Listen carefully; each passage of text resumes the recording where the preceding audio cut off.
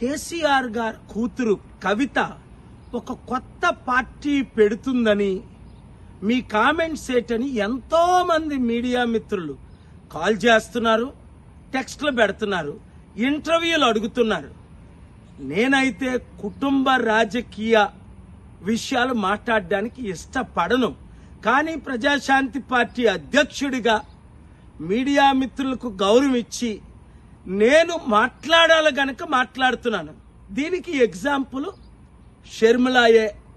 జగన్ సొంత సిస్టర్ అయి దాదాపు 2 సంవత్సరాలు పాదయాత్ర చేసి పదవి ఇవ్వలేదని, అలాగే ఆస్తులు కూడా లక్షల కోట్లు తనకు దక్కవలసింది దక్కలేదని పార్టీ పెట్టడం, తర్వాత ఆ పార్టీని కాంగ్రెస్లో విలీనం చేయడం, ఇప్పుడు ఆంధ్రప్రదేశ్లో కాంగ్రెస్ పార్టీకి చీఫ్గా ఉండడం, రేపేం చేస్తుందో మనకు తెలియదు. మరలా అదే విధానంగా షర్మిల పెట్టినట్టే కవిత ఒకవేళ పార్టీ పెట్టి తన శక్తిని బీజేపీకి చూపించుకొని ఆ తరువాత బీజేపీలో విలీనమేనా కావచ్చు, లేదా పార్టీ పెడతానని భయపెట్టి నాకు రావలసిన ఆస్తులు, ఎందుకంటే కేసీఆర్ గారు 10 సంవత్సరాలు తెలంగాణని పాలించారు.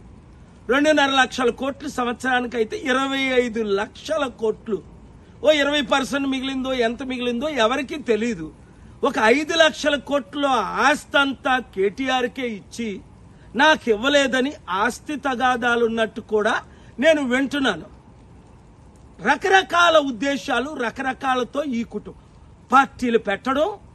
కానీ ఇక్కడ ముఖ్యమైన ఉద్దేశం ఏమిటంటే ఈ దొంగ రాజకీయ నాయకుల్ని, ఈ దోచుకునే వారిని, ఈ కుటుంబ కుల పార్టీల్ని ఇంకా బహుజనులు నమ్మడమే. ఇంకా అరే ఇప్పుడు రేవంత్ రెడ్డి ఫెయిల్ అయిపోయాడు, మరల కేసీఆర్ వస్తే బాగున్ను.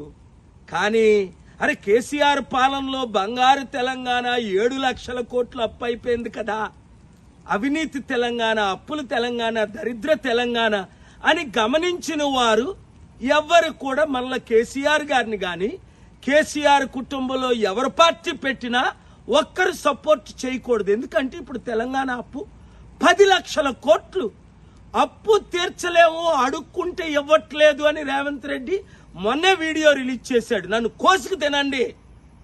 సో మార్పు రావాలి. ఆ మార్పు మీరు నేను కలిసి తేవాలి. అప్పుడే ప్రజాస్వామ్యం, అంబేద్కర్ ఆశయాలు నెరవేరుతాయి, అప్పులు తీరుతాయి, అభివృద్ధి చెందుతుంది. కనుక మీ అందరికి నేను ఇచ్చిన సలహా ఏంటంటే పాలన రావాలి, పాలన మారాలి. కొంతమంది మీడియా ఈ వీడియో వేయరు, ఎందుకంటే మనం వాళ్ళకి బిలాంగ్ కాదని. డేరింగ్, డాషింగ్, నీతి న్యాయం తెలిసిన ప్రతి మీడియా ఓనరు, ప్రతి యూట్యూబరు, ప్రతి ఒక్కరు ఈ వీడియో షేర్ చేయండి. ఎందుకంటే నేను వస్తేనే అప్పులు తీరుతాయి, అభివృద్ధి జరుగుతుంది. అన్ని విధాల నిరుద్యోగులకి ఉద్యోగాలు, ఉద్యోగులకి శాలరీస్, అడ్మినిస్ట్రేషన్ మారుతుంది. ఇలా లక్షల కోట్లు దోచుకోవడం ఉండదు. ఎందుకంటే నేనే లక్షల కోట్లు ప్రపంచానికి పంచిన సంగతి మీ అందరికి తెలుసు. వాళ్ళు కావాలా, మనం కావాలా, మీరే తేల్చుకోండి. ఈ వీడియో అందరికీ షేర్ చేయండి.